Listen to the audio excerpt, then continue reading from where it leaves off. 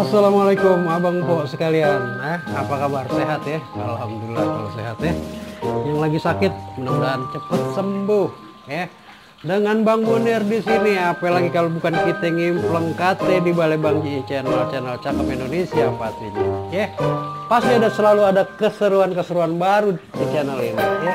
Nah, channel ini ada keseruan baru apa itu Bang? Apalagi kalau bukan kita ngimpleng KT-nya nggak ada, yang nggak biasa kita pakai ya. Nah, ini kata apa ini yang luar biasa nih, yaitu kata agih ya. Pernah dengar nggak kata agih? Ini baru denger nih. Yuk kita buka Kamus Besar Bahasa Indonesia kata agih. Yuk kita lihat.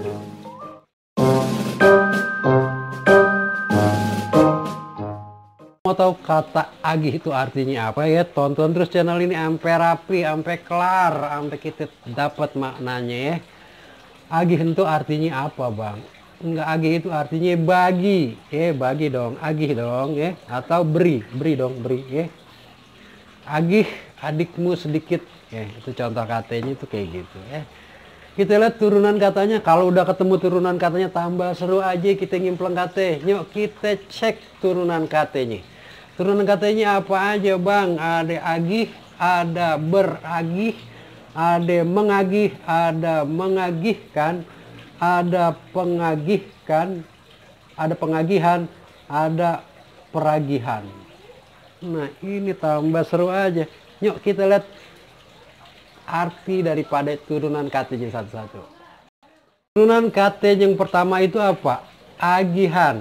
Iya, agihan itu artinya apa kira-kira ya? Hasil mengagih. Hasil mengagih. Berarti hasil daripada bagian, ya enggak? Beragih. Beragih itu artinya apa tuh? Berbagi harta, ya, berbagi harta.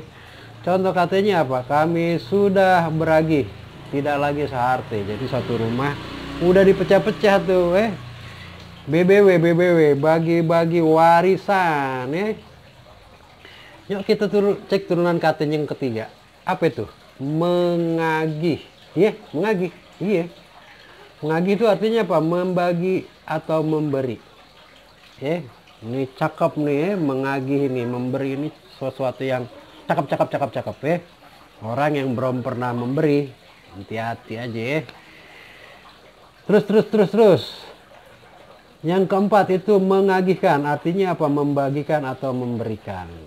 Contoh katanya ia sering mengagihkan rokok kepada kawannya. Jadi kalau orang ngomong mengagihkan itu cakep deh. Yang keberapa itu? Keempat ya, pengagihan. Pengagihan itu proses, cara atau perbuatan membagi-bagi atau memberi. Prosesnya ini, prosesnya. Yuk, tuh 2, 3, 4, 5. Oh tadi yang kelima ya. Yang keenam, peragihan. Peragihan itu artinya pembagian atau pemberian. Ya. Contoh katanya, ia mendapat peragihan dari mertuanya. Pembagian, bagi-bagi dong,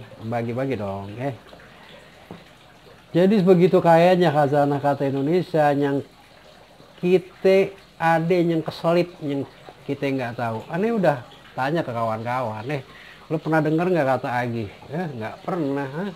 Makanya ini buka di sini kata agih nih cakep banget rupanya. Udah kagak pernah kita pakai, ternyata turunan katanya luar biasa luar biasa hazanah. Yuk kita ambil hikmah daripada kata abang kok makin seru aja nih kalau udah masuk ke hikmah ya.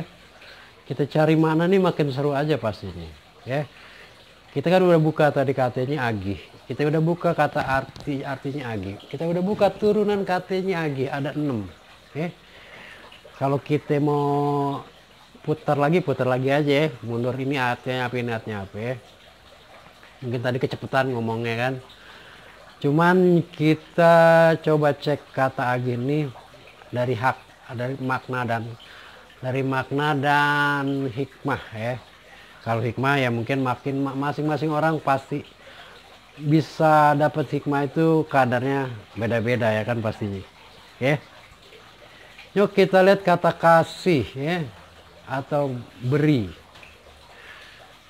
kita udah tahu ya, tangan di atas lebih baik daripada tangan yang di bawah. Ya. Cuma sekarang nih banyak banget orang kebaresan ya, selalu memberi. Ya. Belum tentu yang diberi itu manfaat, nggak diminta aja diberi. Apa itu? Berite.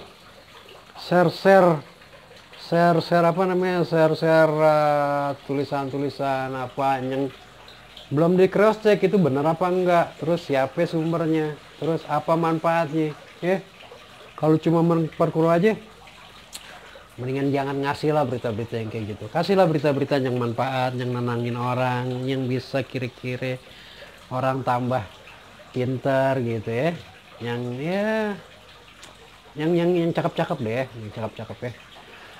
Terus mana lain dari kata memberi ini sesuatu yang luar biasa ya. Masalah memberi ini ya.